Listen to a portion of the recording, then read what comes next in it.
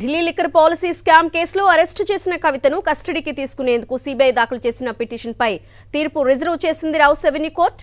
నిన్న తిహార్ జైలులో కవితను అరెస్టు చేసిన సిబిఐ ఇవాళ ఆమెను కోర్టులో హాజరుపరిచింది. ఇరు వర్గాల వాదనలు విన్న కోర్టు తొలుత మధ్యాహ్నానికి విచారణను వాయిదా వేసింది. మధ్యాహ్నం మరోసారి వాదనలు విన్న కోర్టు సిబిఐ కస్టడీ పిటిషన్పై తీర్పును రిజర్వ్ చేసింది.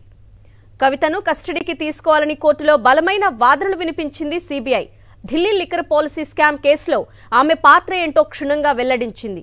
ఈ కేసు కుట్రదారుల్లో కీలక పాత్ర కవితదేనని చెప్పింది. స్కామ్ కుట్రదారుల్లో కవిత ఒకరని వాంగ్మూలాల ద్వారా రుజువైందని కోర్టుకు తెలిపింది.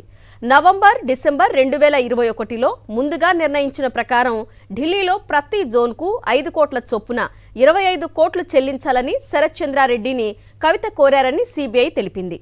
శరత్ చంద్రారెడ్డి తొలుత ఈ వ్యాపారంలో అయిష్టత ప్రదర్శించారని, అయితే తెలంగాణలో ఆయన వ్యాపారాన్ని దెబ్బతీస్తానని కవిత బెదిరించినట్లు తమ విచారణలో వెల్లడైందని సిబిఐ వెల్లడించింది. ఇదే అంశంపై డీటెయిల్స్ మా ప్రతినిధి వెంకటేష్ అందిస్తారు. వెంకటేష్, కోర్టులో వాదనలు ఎలా జరిగాయి?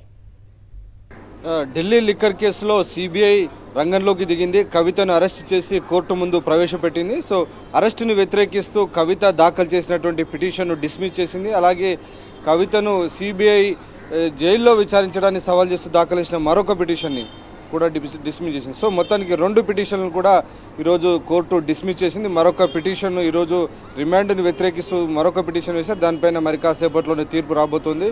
సో పరిస్థితి చూస్తుంటే డెఫినెట్గా కవితను సిబిఐ కస్టడీకి ఇచ్చేటువంటి అవకాశం కనబడుతోంది. సిబిఐ 5 రోజుల కస్టడీకి కోరింది. ఎందుకంటే కవిత నుంచి ఇంకా చాలా విషయాలు రాబట్టాల్సి ఉంది. ఇప్పటికే తాము జరిపినటువంటి విచారణలో అనేక సంచలన విషయాలు బయటపడ్డాయని దాదాపు 11 పేజీల రిమాండ్ రిపోర్టును కోర్టుకు సిబిఐ సమర్పించింది. ఆ సిబిఐ సమర్పించినటువంటి రిమాండ్ రిపోర్ట్లో చాలా కొత్త విషయాలన్నీ కూడా కనిపించాయి. మొత్తం వ్యవహారంలోనే కవితనే కీలక పాత్రధారి అని, అలాగే దీనికి సంబంధించినటువంటి ఇటు మాగుంట రాఘవ్ కానీ, బుచ్చిబాబు, శరత్చంద్రారెడ్డి ఇచ్చినటువంటి వాంగ్మూలాలతో తేట తెల్లమైందని కూడా సిబిఐ స్పష్టం చేసింది.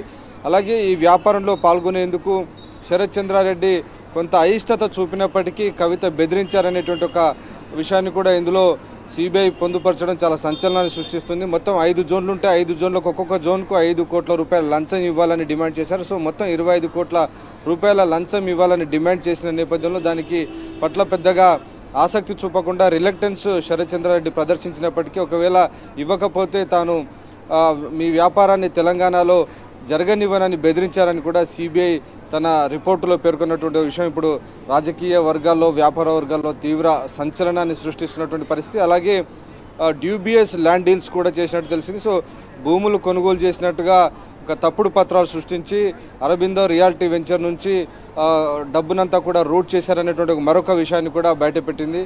మరొక 3వ ప్రధానమైనటువంటి విషయం, మహబూబ్ నగర్ జిల్లాలో కూడా కొంత ల్యాండ్స్ కొనుగోలు చేశారు. ఆ విషయంలో కూడా శరత్చంద్రారెడ్డికి ఇష్టం లేకున్నప్పటికీ ఆయనను బెదిరించి మరి ఆ ల్యాండ్ వ్యవహారంలో ఆయనను పాల్గొనేలా చేశారనేది విషయాన్ని కూడా ఈరోజు సిబిఐ తన రిమాండ్ రిపోర్ట్లో పేర్కొన్నటువంటి పరిస్థితి. సో మొత్తం ఈ వ్యవహారంలో దాదాపు 100 కోట్ల రూపాయల ముడుపులను స్వయంగా కవితనే ఆమ్ ఆద్మీ పార్టీకి చెల్లించిందని, సో ఆ 100 కోట్ల రూపాయలను తిరిగి పొందేందుకు ఇటు శరత్చంద్రారెడ్డి ద్వారా కొంత మొత్తం, అలాగే మాగుంట రాఘవ్ ద్వారా కొంత మొత్తాన్ని కవిత వసూలు చేసుకునేటువంటి ప్రయత్నం చేశారని ప్రధానంగా సిబిఐ తన రిమాండ్ రిపోర్ట్లో చెప్పింది.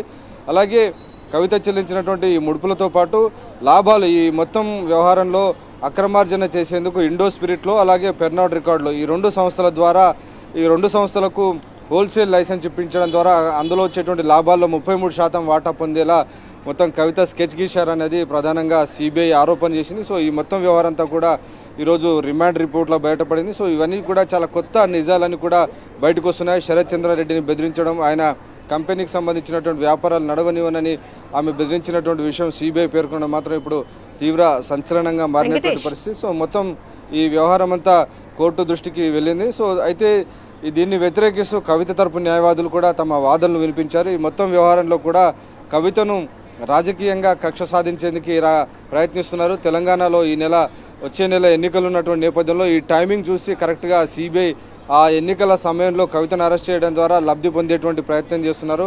కవిత ఒక రాజకీయ పార్టీలో ఒక మాస్ లీడర్గా ఉన్నారు కాబట్టి ఆమెను అరెస్ట్ చేయడం ద్వారా లబ్ధి పొందాలనేటువంటి, ఒక పార్టీకి లబ్ధి పొందేలా ప్రయత్నం చేస్తున్నారనేటువంటి విషయాన్ని కవిత తరపు న్యాయవాదులు చెప్తున్నారు. కేవలం కస్టడీలో పోలీసుల వద్ద జైల్లో ఉంచడమే లక్ష్యంగా ఈ మొత్తం దర్యాప్తు కొనసాగుతుందని, నిజానికి ఈ మొత్తం వ్యవహారంలో ఆర్టికల్ 21 కింద తమకున్నటువంటి ప్రాథమిక హక్కులను సైతం ఉల్లంఘించారు. సిబిఐ కనీసం చట్టాన్ని పాటించకుండా, ఒక డ్యూ ప్రాసెస్ ఆఫ్ లాను పాటించకుండా కవితను అరెస్ట్ చేసింది అనేటువంటి విషయాన్ని కోర్టు దృష్టికి తీసుకొచ్చారు.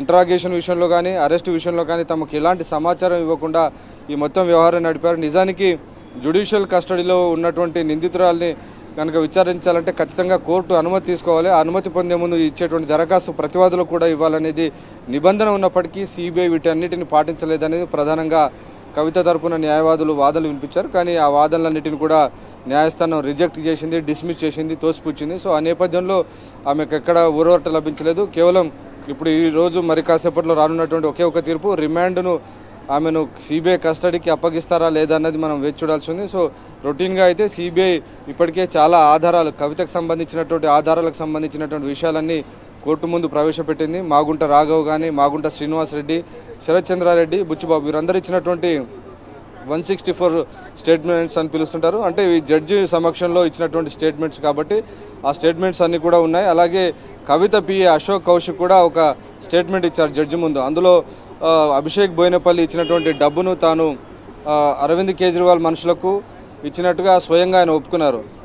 వినోద్ చౌహాన్ అనేటువంటి వ్యక్తి అరవింద్ కేజ్రీవాల్కి సంబంధించినటువంటి వ్యక్తి. సో ఆయనకు తాను డబ్బు ఇచ్చినట్టుగా అశోక్ కౌశిక్ స్వయంగా న్యాయమూర్తి ముందు చెప్పినటువంటి నేపథ్యంలో ఈ మొత్తం వ్యవహారంలో సాక్ష్యాలన్నీ కూడా సిబిఐ సంపాదించింది కాబట్టి డెఫినెట్గా బలమైనటువంటి సాక్ష్యాధారాలు సంపాదించినటువంటి నేపథ్యంలో కవితకు సిబిఐ కస్టడీ విధించేటువంటి అవకాశం ఉంది. 5 రోజులు విధిస్తారా లేకుంటే ఇంకొక 2-3 రోజులు తగ్గిస్తారా అని మనం వేచి చూడాలి. సో కస్టడీ మాత్రం తప్పనిసరిగా విధించేటువంటి అవకాశాలు కనబడుతున్నాయి.